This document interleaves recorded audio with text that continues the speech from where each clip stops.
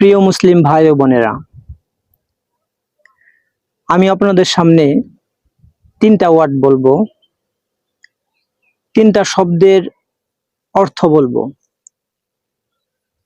অবশ্যই আপনারা বলবেন ভুল হয়েছে কিনা। কনভার্ট অর্থ হচ্ছে ভুল পথ থেকে সঠিক পথে আসা। রিভার্টেড অর্থ হচ্ছে আগে মুসলিম ছিল, পরে বিধর্মী হয়েছে, পরে আবার মুসলিম হয়েছে। আর নও মুসলিম শব্দের অর্থ হচ্ছে নতুন মুসলমান।